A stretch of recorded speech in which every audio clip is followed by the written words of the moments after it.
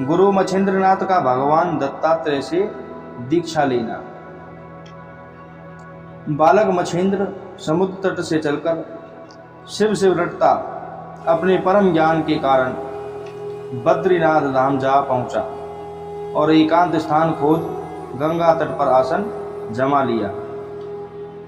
तपस्या करनी शुरू कर दी।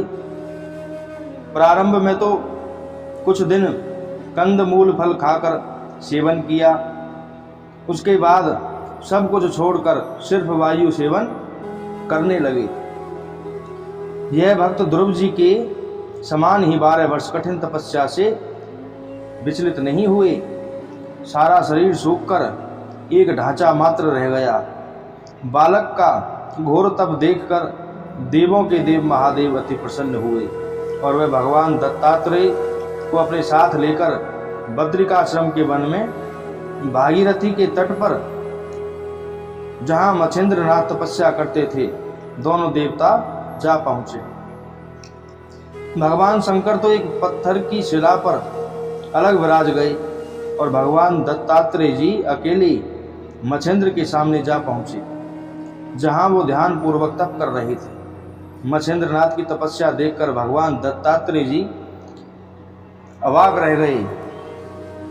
थोड़ी देर पश्चात दत्तात्रेय जी ने मछेंद्रनाथ से प्रश्न किया कि तुम्हारा नाम क्या है और इस घोर तप का उद्देश्य क्या है। दत्तात्रेय के प्रश्न का उत्तर देने से पूर्व मछेंद्रनाथ ने पूछा, भगवान पहले तो ये बताइए कि आप कहाँ से पधारे हैं और आप कौन हैं। भगवान दत्तात्रेय ने कहा, मेरा नाम दत्तात्रेय है। तुम्हारी कठिन तपस्या देख तुम्हें वरदान देने के लिए ही तुम्हारे पास मुझे आना पड़ा। अब जो भी तुम्हारी मनोकामना हो मुझे बताओ।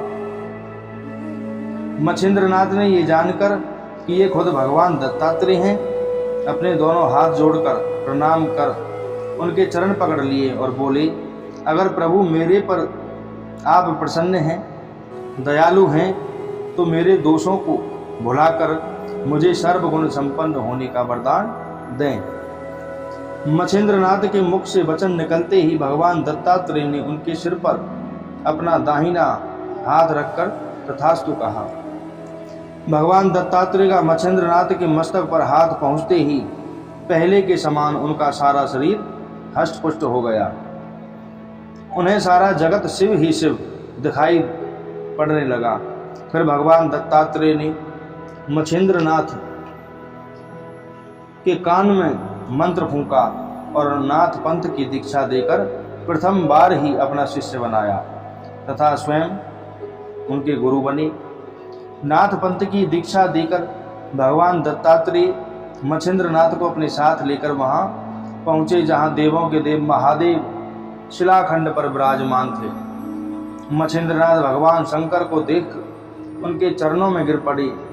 देवादिदेव महादेव उन्हें उठाकर छाती से लगाकर बोले, हे दत्तात्रेय जी, इस दिव्य देवधारी तपस्वी बालक को मैंने समुद्र के तट के पास मछली के गर्भ में देखा था और इसने गर्भ में मेरे द्वारा दिया हुआ ब्रह्म ज्ञान का दिव्य उपदेश सुन लिया था।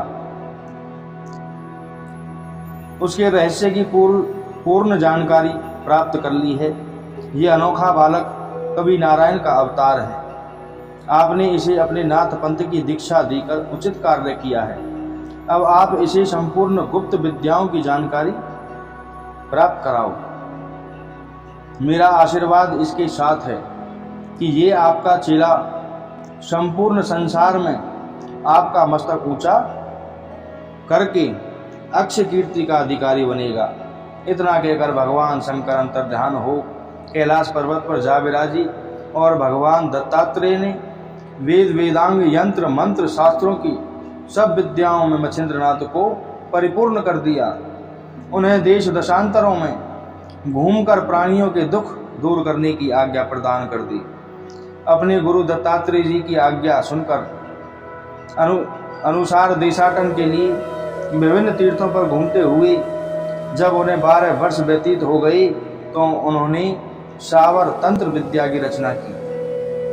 उन्हें भगवान भवन भास्कर ने प्रसन्न होकर वरदान दिया, हे मछेंद्रनाथ, जो तेरे रचे हुए शावर मंत्र का शुद्ध जाप करेगा, मैं उसकी मनोकामना की पूर्ति करूंगा।